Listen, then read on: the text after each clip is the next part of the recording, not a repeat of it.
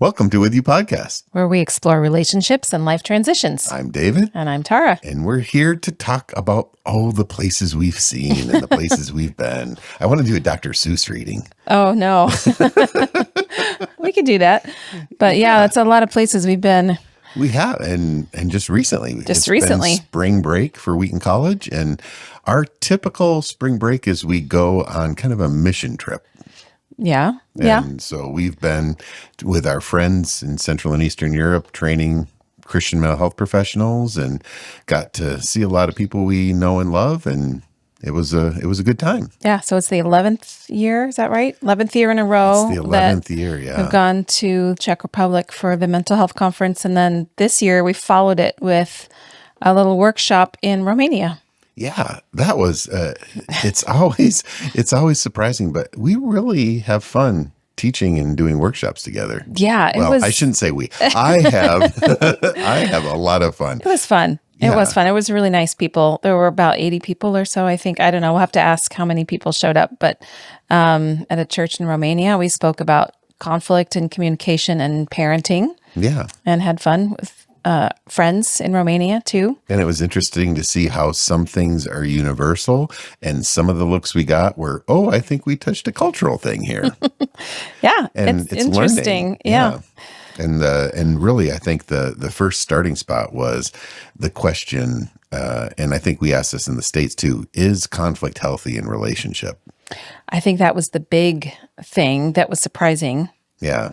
To the participants, because they came thinking that any conflict in marriage is problematic, right. Like any conflict. Yeah. So it means you're not in sync and you're doomed, which isn't the case. Yeah. So it was fun to talk about a different twist on that. And conflict, we said on one of our slides, conflict is a path for connection. Yeah. Which also took me many years to realize, because that's not the way I saw conflict either. I'm a classic conflict avoidant.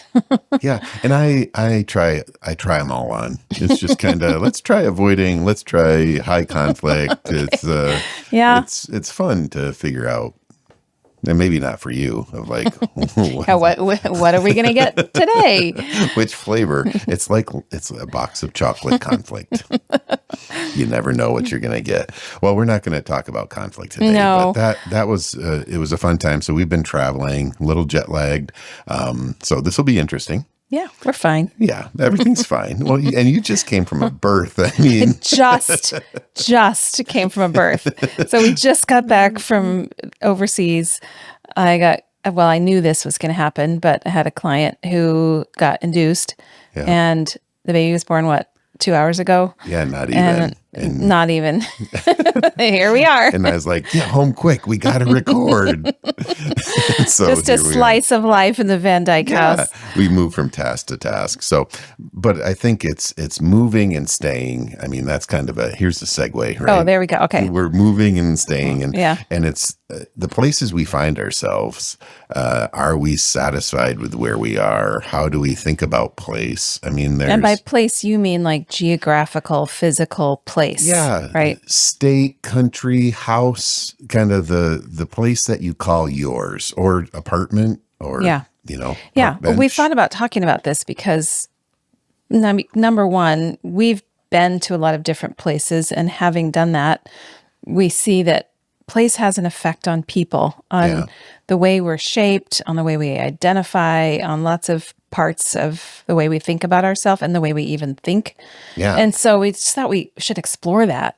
Yeah. Because we also grew up in different families. So you take us through this. Yeah. Well, I think the first thing is, I just taught development this morning, and we're talking about Vygotsky, of how language and culture shape our thought process. A little different than Piaget. And so it got me thinking, how does place shape us? How does it shape our thoughts? How does it shape our way of being? And for me, the thought comes of, I identify, I guess. I don't know if that's a word, but growing up in Western Michigan really shaped me of how I saw the world. I know. It's one of the first things you told me when I first met you. Like, we just met, And I think we were asking each other like where we came from. And Yeah. if people are on video, they can see I'm holding up a hand and I'm pointing to the outside of my palm away from the thumb. And you held up a hand and put your finger there and you said, I'm from here. And I had no idea what you were talking And about. I couldn't believe you had no idea what I was talking I'd never about. seen the Michigan hand. So the The state of Michigan Michigan mitten. is shaped kind of like a mitten. And people in Michigan very much identify with that shape and where they land on it Yeah. in their So part of the it state. actually shapes us because Yeah, the way literally. literally, we show you a shape on Yeah. a hand and show where we're from. Yeah. And mine, I like to think I'm right at the end of the love line. Okay. And, that, and If we were that's, to be palm readers. yeah. Yeah.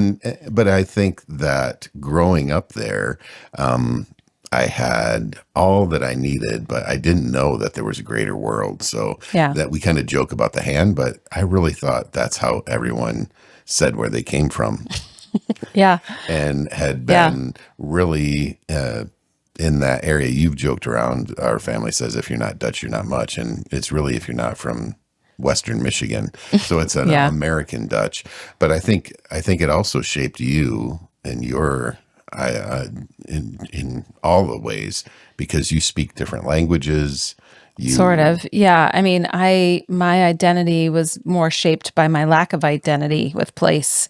Like you see that even now when people ask me the typical question, where are you from? I go blank and there's a pause and I have to ask people, do you want the long answer or the short answer? Yeah. Because that was kind of my identity, was that I didn't belong anywhere. Yeah. Because my parents were from such faraway places and then we lived in other places that they weren't from, So that was part of what shaped who I was, just like I belong everywhere or I'm trying to figure it out, or you have to hear the whole story to understand where I'm from. Yeah, where I'm like right here. Yeah, right, exactly here. Point on the body for part. generations. Yeah, for forever. And that identity, I think I saw when we went to Australia and we saw the landscape and smelled things. There was like you transformed of like, oh, this is my place. Yeah, it was weird. So, I mean, there have been studies done, I think, on that, like people having place sort of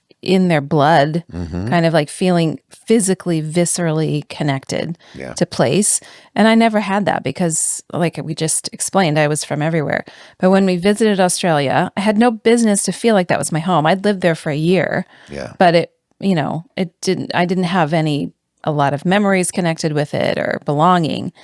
But something about when we were driving from Sydney to Melbourne, I just felt like I belonged there. Like I was in tears feeling like this is my home. Strangely, it was so weird. Yeah. It was shocking. You're like, Yeah. oh, this is the place. And I'm Yeah. like, what do you mean this is the place? Yeah, it was weird to me too, but it was like there was something super familiar like in my body Yeah. with it. Like so strange. Yeah, like you had body memories, and it's fascinating because I do think it leans into a little bit. I haven't researched this real well, but thinking about epigenetics and kind of the idea of how our biology and environment work together. Well, both of your parents, both sides, even though they come from all over, had ground Yeah. in Australia, and I believe this, and I think the data will start to show, if it doesn't already, that you're connected to the land. Well, I mean, I literally think- microchimerism. How do you say that? So I don't know what that is, So but- you know that we existed inside our grandmother's body. I do know that, but I think Like, a lot of people are it's- going to be grossed out. I by mean, that that What do you sounds mean? gross. It do sounds you mean? weird, but like a female baby is born or is like developed with their eggs that they have inside them while they're, in utero. So like, okay, so let's think about this. Okay. I got it. Let me So try. like I existed in my mom's body already when While she was in her utero. mom's body. Right. So theoretically, my genetic material was in Australia. In your grandparents. In my grandparents and my mother. Think about that because we know Peter, Peter Nathaniel's Oh, yeah. writes kind of the prenatal prescription of what we eat, the stress level, like the Hmm. uterine environment is similar to our macro environment that we live in. And so your mom and you are in this uterine environment that's being affected by the land, the food, the air, the stress level of your grandmother, Yeah. all creating trajectories. All before you're born. And then the microchimerism, I don't know if I'm saying that right. I'll have to write that down in the It'll show be in the notes. show notes. Look for Yeah. that word. But it refers to the fact that our fetal cell, so like fetal cells travel between mother and child. Hmm. So I have cells from all of our children living in me now, Yeah. which to me, like, it sounds kind of crazy and like, okay, cells, whatever. But it explains that feeling that mothers have of like, if your child's not happy, you're not happy, or Yeah. like you can feel what they're feeling, or you just are affected in your body by their sense of well-being. Yeah. Well, and even the placenta, if we take a DNA swab of a placenta, it's not the mother's body, it's the child's body. It's a whole separate thing. It's a, yeah, Yeah. it's kind of We're getting into some body weird tissue. biology now. I know. Is this still place? I think it is place because you cannot separate that level of biology from the environment. Yeah. And so the places we find ourselves are part of ourselves, and Mm-hmm. ourselves are part of that environment. I had the same experience you did when we went to the Netherlands. Yeah. And we were driving up over Dyke, the Yeah. dam The between North Sea. Friesland and the Netherlands, Groningen, and the North Sea, and it's just like, this is my place, and it's like a tuning fork. I think, and you said your body memory. Mm-hmm. Yeah. It felt like, oh, this I'm There's a resonating vibration. with the land, and we're not kind of all that Yeah. Super like super what connected to hippy that. dippy crunchy. But it does, there's a sense of connection, and how I see the world. When we visited your family in Australia, and when we visited family of yours in Kenya and my family in the Netherlands, there was similarities that even though we've been separated from by generations, we still had similarities, both because of the genetic Yeah. being family and the environment. So anyway, Yeah. that's a lot. Yeah. But the places you find yourself aren't just places that you inhabit and then go away. There's a connection to you that I Yeah. think is powerful At a cellular level. at a cellular level and for generations. Yeah. I'm still Like trying to places digest that your whole. family lived, not even where you lived. Yeah, you as an egg was living in Australia. It's still a little weird. I I'm know. not going to lie. It's kind of weird. So hopefully nobody's queasy. It's not wrong though. It's not wrong, and Yeah. it's interesting. And so then we get to the third piece. So we have this, it shapes us, it gives us identity. And then the third thing that we think about place is it's where we actually are living and have community, meaning making, hopefully flourishing. And it's the people around us, because I find, the places we find ourselves in, and kind of developmental places. When our kids were little, we found ourselves around playgrounds all the time and sporting events. Yeah. And those people were our community. Oh yeah. That was our friends. Yeah. Yeah. So we could just like expand out on this in many concentric circles. Like you identify with your very close neighborhood, like your immediate family in your house, wherever you live. And then there's your neighborhood and your community and your town and your state or whatever, and your nation. country and your ethnicity. Like all of those things are place things Yeah. that have an effect on who we think we are and like what shapes the way we believe. It's kind of Yeah. crazy. And how you think. I mean, our friends influence our thought process, and so the community we find ourselves in leads to, we're reading the same things, we're discussing, and so we start to see the world the same way. And but I want to get to a little bit more granular, of not like cellular, but Okay. to our sense of community. If we went and pointed to every property around our house, could you name all our neighbors All of our neighbors, or most of our neighbors? most of them. Yeah. Well, Yeah. there's And they've changed. We've been here for 25 years. So I could name who lived in those houses, the last 3 people that lived in some of the yeah, houses. it was Bert and Ernie. Bert and Barbara. Bert and Barbara. In the That's purple right. house. In the purple house. We called it the Barney house. Yeah. And Bert and Barbara. And, well, you know your neighbors. That's a resilience. So there's been research done of if you know the name of your neighbors, you're 68% less likely to have a heart attack. And you're That's a crazy stat. 48% less likely to have a stroke just by knowing their name. So do you think it's actually causation? No. Or correlation? No, I don't. With let's talk about research. I think it's correlation, but Yeah. what that means. So what does it mean knowing your neighbors is probably you're out in the neighborhood. There's some form of interaction. There's a level of being known. There's care possibly. I think there's lots of covariates that are connected with that. But it's that, wow, the space and being connected and a sense of community, regardless of if you're in a house, apartment, living in a van down by a river. If you know your neighbors. Nice reference. Thank Chris you. Farley. Yeah. If you know your neighbors, you're going to be doing life together on some level, and it's good for you. Yeah. But I think we tend to always, well, I don't know about you, but I like our house, but I always dream about something different. And I know you like living in Wheaton, but you dream about sunshine Yeah. and seas. And Yeah. so there's a sense of somewhat dissatisfaction about where we live. And yet this is our place and it's our people. Yeah. And I really, we're getting to an age where people are retiring and moving. I have a hard time imagining that.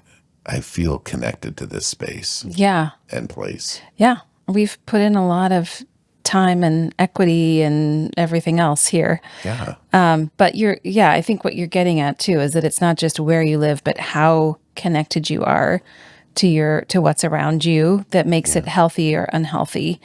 And we have decided, like, that's kind of one of our go-to methods of survival, not just survival, but thriving is like, okay, wherever you are, even if it's for a short time, like places we visit for a short time, like living 5 months in Hungary or whatever, you develop your people, your community, your friends, your church, your neighborhood grocery store, and be known and be seen. But I think that you have to be active. So I've been thinking about that. Like when we lived in Aguirre, we got out, we explored, we kind of, even though no one wanted to speak English to us, we we worked on interaction. Like the guy from Macedonia that sold me what's it called? The walnut ice cream guy? Yeah. What was the walnut? Dio. Yeah. Hungarian, it's Dio ice cream. But at first, he was very skeptical about us. I think he thought we were tourists. But we kept on showing up nightly. Hopefully not that often. Not that often, but it got to where he knew us. And then by the time we left, he was giving you the locals discount. Yeah, and smiling, Yeah. which was like shocking. Yeah. But it was repetition over time, and it was intentionality. And I think the same thing with our grocer, although she never really liked me because I couldn't figure out the money. Anyway. But that intentionality of where we live and exploring, and we like to do that. Not everybody does. And there was a book on, I forget her name, but it's, I think it was Michelle Warnick wrote a book about place. And she suggested there's 3 types of dwellers in space. Yeah. And I thought you and I meet 2 out of the 3. Okay. So let's go with yours first.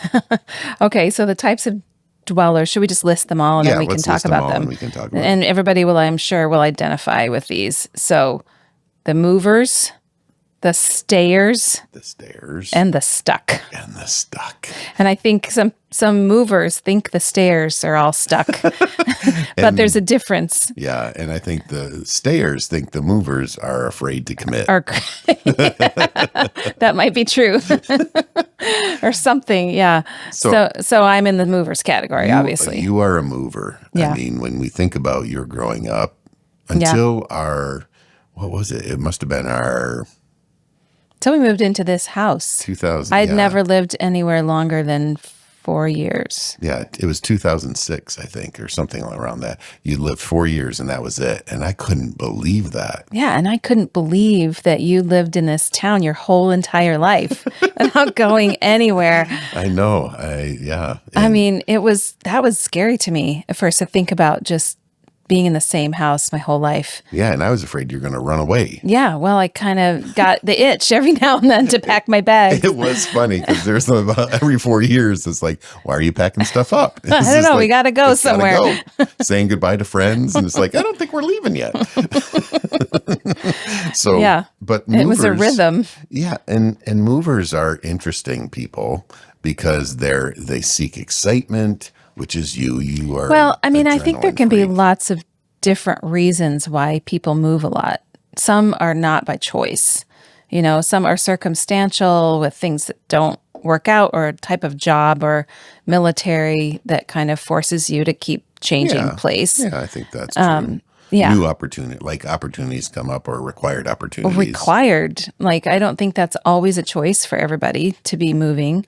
But I think some people are just restless by nature and want to keep trying new things. And they always have new ideas. And we know people in our town who we've been in the same house the whole time. And we have some friends who've been in, like, I don't know, Multiple 6, 7 homes, different yeah. homes in the same town Yeah. for the same amount of time. So I think there are people who just by nature want to keep changing things up. Yeah. And there are people who just have to move because that's their. So I was What? just thinking, I think my classification of mover for me would be I'd move furniture around in the house. Yes.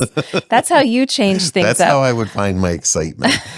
Would be like, we're staying in And the that same is funny because house. we're kind of reversed that way, because I'm Yeah. a mover of house easily, happy to pack everything up and State. go.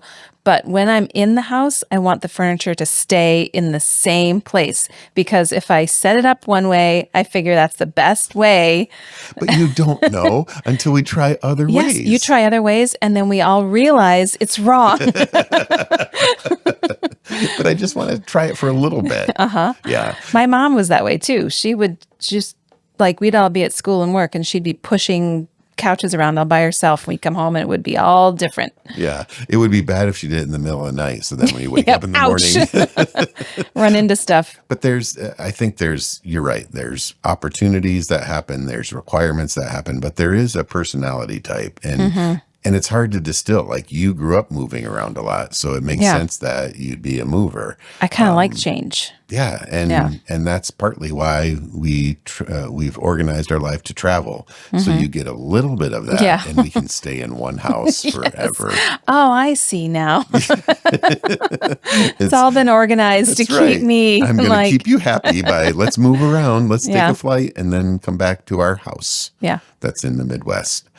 For me, I am a stayer, and it comes, like we've talked about earlier, it comes from my family living 200 years in the same village, basically. Yeah. And there's something about rootedness that's great. I mean, growing up, it was safe. I knew everybody. We were all in the same town. It was a downside as a teenager because everybody knew everything that we were doing and told mom and dad. Yeah. I think that's what some movers are afraid of with staying, is that everybody will know your business. Yeah. And that's a problem, but there's stability in it. Yeah. And there's a sense of being known. Like, if anything goes wrong, the community comes to help, which is lovely. It can feel claustrophobic sometimes. I just didn't know it was, Yeah. It was just because it was all life. I knew. And so I looked to places of, like, let's set roots deep and long term. And the whole moving, our first year of marriage, our first 10 years of marriage, Yeah. we moved about 5 different states. Yeah. It killed me. Did it? Yeah, because I've always felt unsettled. Yeah.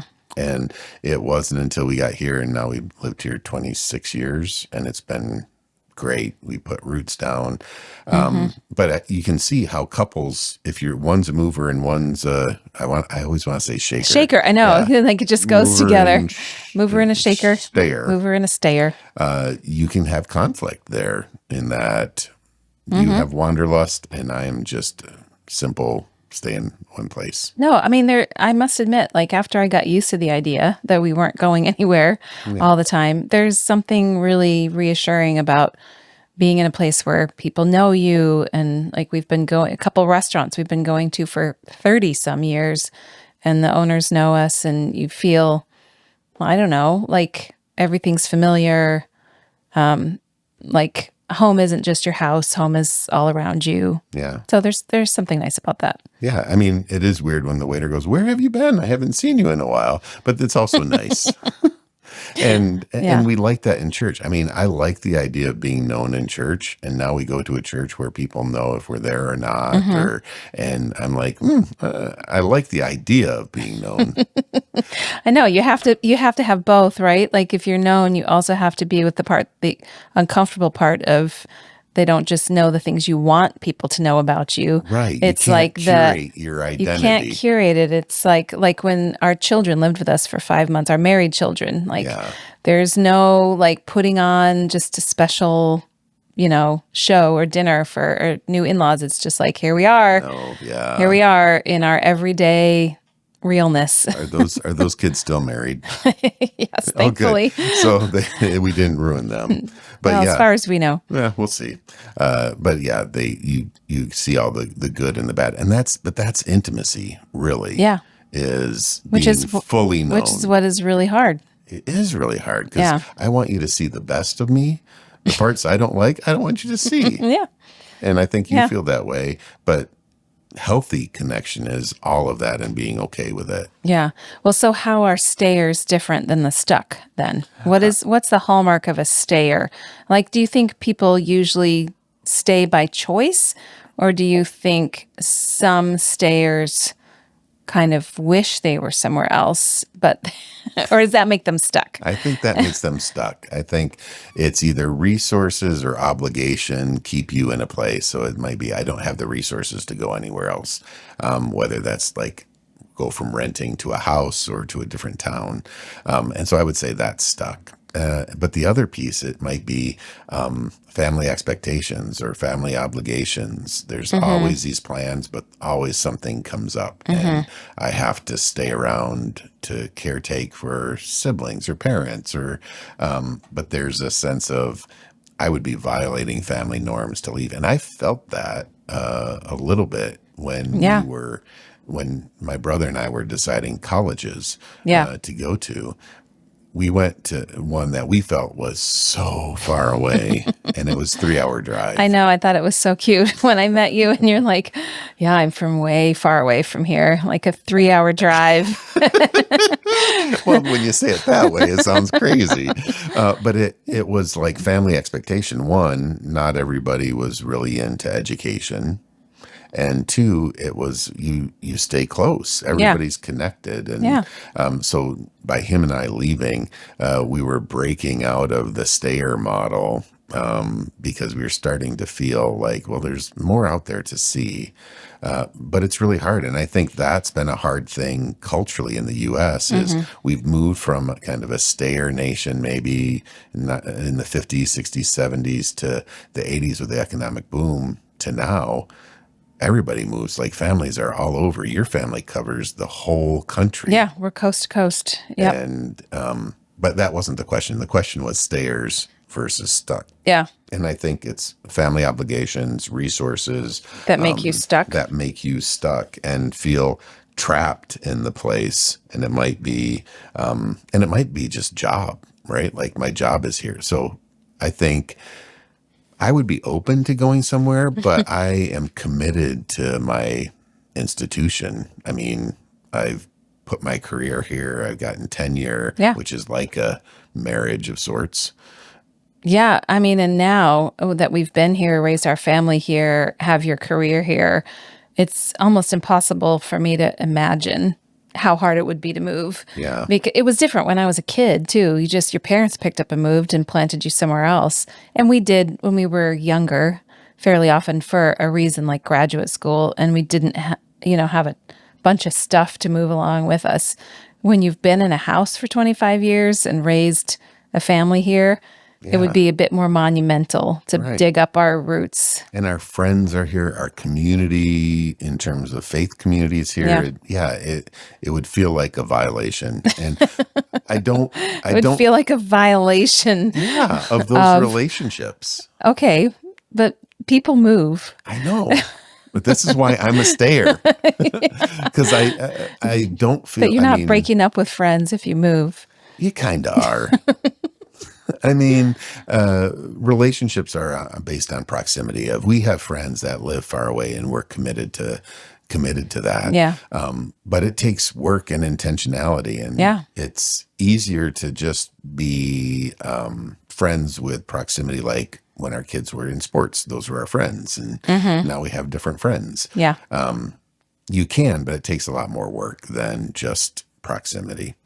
I think the stucks, those that are stuck, I think are either have that kind of external constraint or just internal dissatisfaction of it's really hard. And I see this with kind of folks stuck of like death of a family member, or like if I leave, there's this internal tension. So stuck might mean that there is some reason they really can't leave, but Hmm. also that they're unsatisfied with being where they are. Yeah. So a stayer often like it's a choice.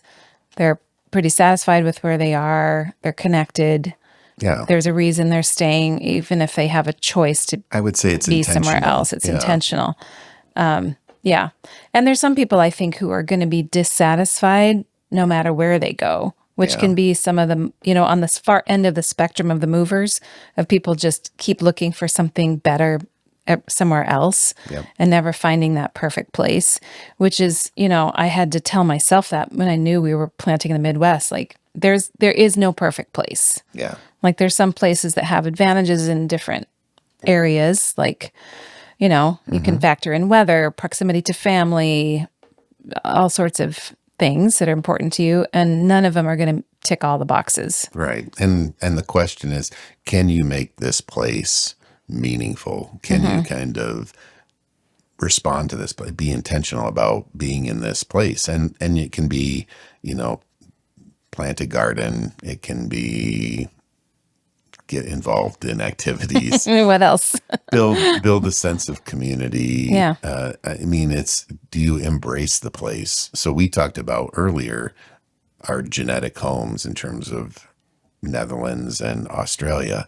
But yet we have places that we've committed to for short term, and it's been really great. We lived in Indiana for 10 months, but that was a meaningful place. It wasn't a pretty place, but it was a meaningful place in terms of relationships. And I Yeah. think you have to look for what is important to you in the place that you find yourself. To really make it meaningful. And Melody Warnick gave some advice on finding flourishing in our current places. Are we done with stuck? Stuck is hard. Oh yeah, we're totally done with stuck.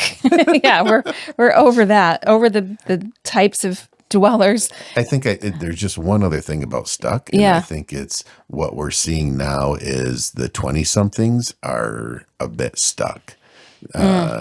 And they're either stuck in that the resources make it harder to buy a home, get out, or they do have a really good job and then they're movers because they're not bound by any sense of community. So we have people working in Chicago that are living in Canada and living in the West Coast. Yeah.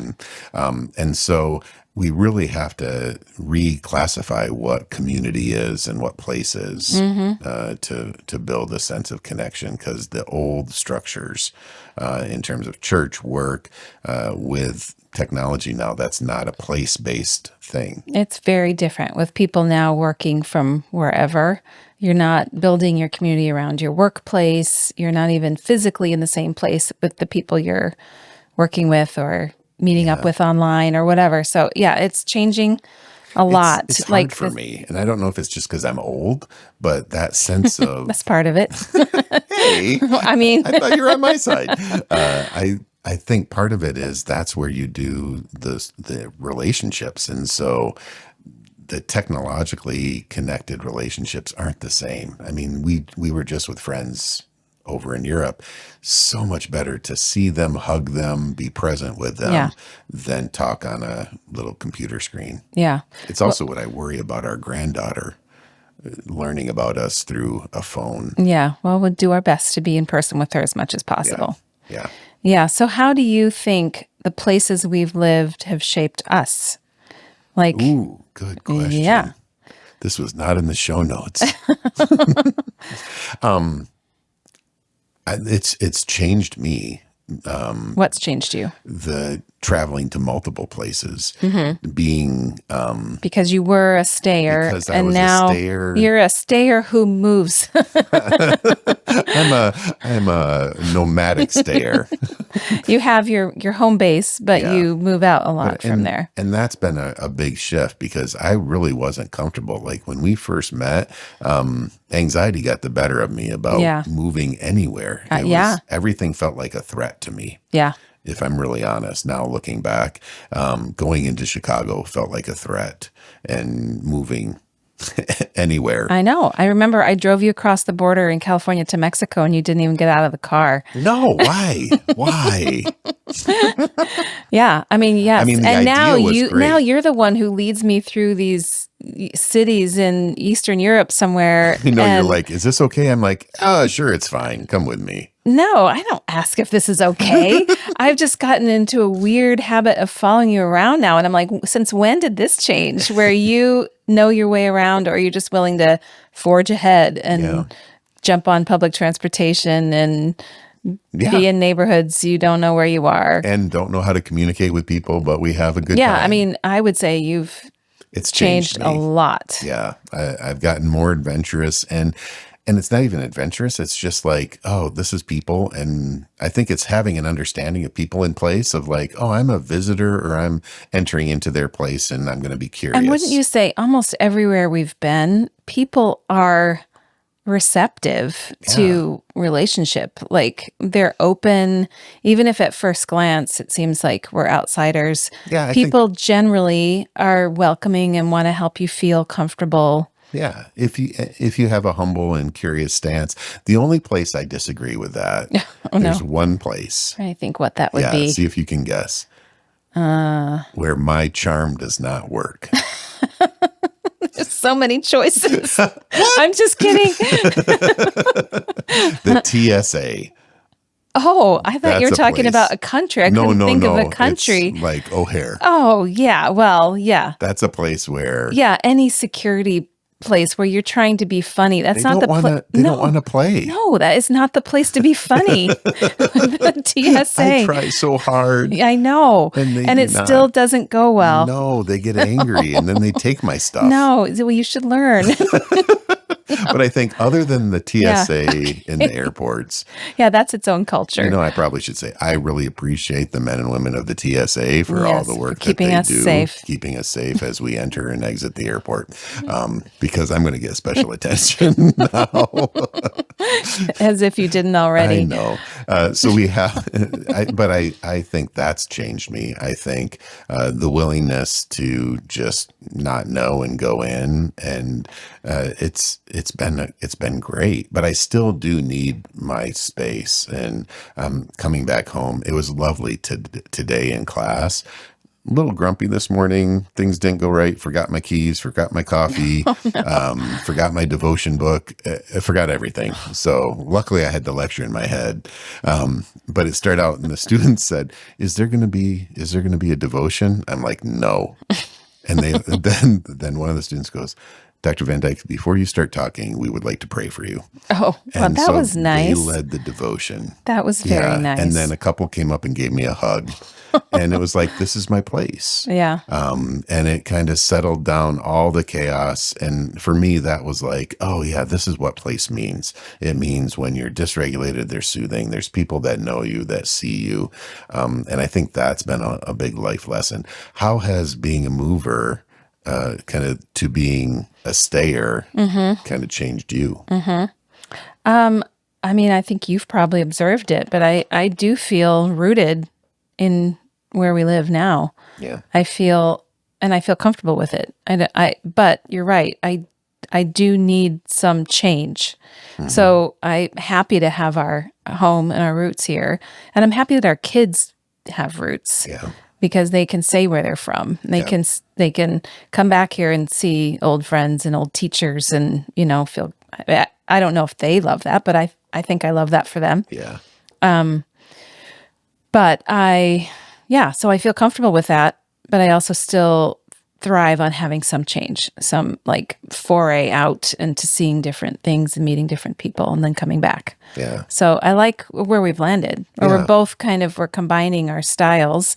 I don't feel stuck No. because we always have the choice. And we intentionally chose to plant ourselves here. Yeah. And we could have gone anywhere at that point in our lives. And even though it didn't meet all the, didn't check all the boxes for me as far as what I would, in my ideal world, Yeah. choose geographically, it still was a choice. And so if you make a choice, you like, this is so cheesy, but that's, you'd have posters in schools that say bloom where you're planted. Yeah. Oh, yeah.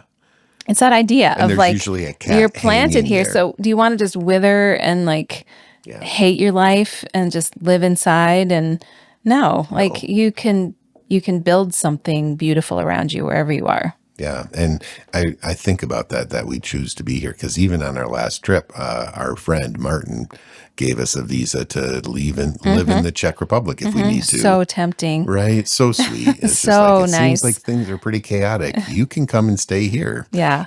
So thank you, Martin. And Monica, thank you. Yeah, we appreciate they that. really were so sweet to say we were welcome to be with them if things were hard here. Which is lovely. They're concerned about us politically. They are. They're concerned about us in a lot of ways. In a lot of ways. In a And lot of ways. we appreciate having family all over the place. So I think we want to leave you with kind of how do you find flourishing in your current places? And you've been saying that it's a choice. Can I enter in? And I do this with work. Like people are surprised. This is a discipline of mine, but every fall I look through the job postings. I talk to people about jobs, not because I want to have a new job, but I want to feel like I could and there were options so that I can choose to stay and that I'm staying in my job rather than being stuck in my job. Because I think if I felt stuck in my job, it would make me a very bitter, problematic professor where I'm choosing to stay here. I have other options or I'm looking and it's just like, no, this is where I want to be. It frees me up then to be a different person in that same place. Yeah, because you're not feeling tied down. You're feeling like I chose this. As you said that, it made me think that's such a good analogy for relationship too, right? Because where are you going with this about our marriage? good thing. Okay. It's the same idea. You said like I like to know I'm making the choice. Yeah. Even though there's always an option to quit your job. Yep. And same thing in a marriage. Yeah, like I think a lot of people feel stuck in their marriage, and maybe there's some reasons why some of those people genuinely like to our stuck it's place not ideas. it's not a good place to be. But in any long-term relationship, there might be a time you feel like, I'm just kind of, tied down, or this is what I chose, so I just got to live with it. I got to survive. But it can be so much better than that if you realize like there's always a choice, but if you choose to stay, why not make it as flourishing as possible? Yeah. And choose to be with each other, knowing that no partner is perfect either, just like no place is. And you choose to stay and you choose to build something together. Yeah, it gives you those things we talk about, shaping you, sense of purpose, sense of identity. So choosing to be there in terms of neighborhood space, what things would be helpful? Well, the statistics tell us get to know your neighbors, like be intentional, talk to people. Wait, so what's the question? How do you find flourishing in our current place? Okay, And so how do you there's find that? Choosing to be there. That was our Yeah, first number point. one, make the choice. Make the choice. Or acknowledge like I am here. Yep, I'm gonna make the best of it. I planted here. I'm gonna. By golly, I'm going to bloom here. Just spread a bunch of manure and I'll be fine.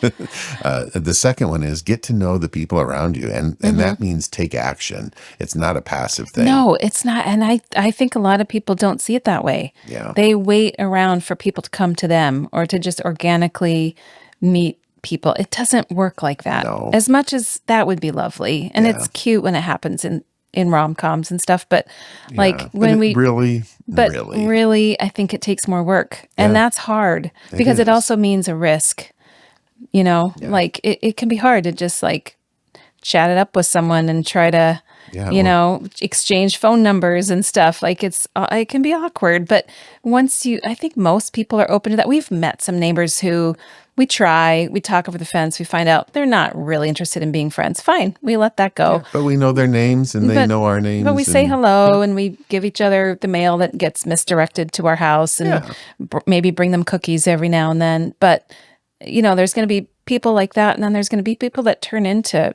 great friends. Yeah. Who's that old lady that lives next door? My mother. Oh, that's right. Her name is Miriam. That's right. So there's Were you going somewhere with that? no, that was just just being We get silly. along real well with that neighbor. Yeah, We get together a lot. I love that mom as a neighbor, Yes. and And that was intentional it as was well. Very intentional. intentional. And it's so great to be close and be able to do life together. Tomorrow's Thursday. We get to have family meal. It's a fun rhythm, and part of it is we have that with other people too. We have block parties, and it was because you and a couple of other people that you knew in our neighborhood were connected, and so we would block off the streets. Well, there's a particular person who used to be cornerstone in our neighborhood. Hi, Teresa. Hi, Who Teresa. was when we moved in, was the first person that came running across the street with brownies and all the news in the neighborhood. And Yeah, she she was organized. intentional. She was very intentional. And the school bus stop used to meet on her lawn, and all the kids would gather there. And it's nice to have somebody in the neighborhood that's really into connecting everybody. Yeah. And I think we're in sort of a different stage of life now without small children, where you don't have as many reasons to get together. But she was definitely an organizer and a planner of events. Yeah, but we have our neighbors that we play cards with or go for a meal with, or one of our neighbors, Jimmy, makes great homemade pizza. And so, but there's a sense of that's been years and years of developing, and it Yeah. took intentionality. We told our kids that just bought a house of get to know your neighbors, bring cookies over. Our kids in Louisville that just got a house, their neighbor made extra lasagna and brought some over. And it's those type of things that help you feel connected and realize, oh, someone knows I'm around. They see me. And the next thing, so the third thing that we want you to work on is find something positive about your neighborhood. The sun's not shining. I know you called me from your I drive think back that from the comes hospital. before that should have been number one, because we said choose to be here. Choose to be Finding here. something positive should have been number one. See, I choose get to know people and then look for the positive. Okay. But you have to kind of get a sense. I mean, we did choose this area because it was close to family. So like where we planted was intentional, and it was a choice. Even though we knew the limitations, we could see the positives of it. And we didn't even know the positives back when we bought this house. No, we got really fortunate. It was a good combination. But can you appreciate the space that you have, whether it's a house, apartment? Well- What do you like about it? How do you make it your own? Yeah, and that's what I was going to say too, because you can find something positive, and you can also be part of helping make the positive thing. You know, there's other people we know in our town, our neighborhood, who get really involved with, you know, city planning and politics and creating new retail spaces and restaurants and getting people together. Like there's people that help make it a positive place. Yeah. So you can also be part of that. Yeah, but I think it does take that choice to enter in and not just be, Yeah. and that And can be exhausting. the last piece of that is investing. So it's appreciating it and then investing. And how do you invest? So like, I know our space, you'd rather have a different house be in a different state. If your heart, all things being equal, but what you do is you put a coat of paint on things, or you plant a tree that's going to blossom in a certain color in the fall. And you've been investing in making this space look pretty and look vibrant, that meets a heart need for all of us. And so there's appreciating this neighborhood, and then there's contributing, investing in it. And I think that's a piece we always look for the best thing without any cost at our part. And I think part of place is investment. It's us putting our blood, sweat, and tears into something that it then feels like it's ours and valuable. Yeah. Well, that comes from, I always want anybody who steps into my house to feel comfortable and loved and accepted and welcome. And they're not going to feel that way if I'm not at ease. Yeah. So I have to first be at ease with my own place and create that space. So I feel that that's what we've created here. You know, people tell me they come in and feel it's not a big house. It's not a fancy house by any stretch. Well, maybe in some countries. It just depends on the context. But for around here, it's a small house to raise 4 kids in, but I think it feels welcoming. Yeah. And we've had big groups in here. We've stretched the capacity of this place. We've made our studio in our home. we've done a lot of things in this space. But I think a lot of it is that investment is like a relational investment and a investment in how you feel connected to it more than just making it pretty. Because I like to have, that's not a real plant, but I like to have growing things in my house. We could have an olive. Yeah. Would you like an olive? It's a beautiful. I tried a real plant in this studio, but it was not happy because we have no light in here.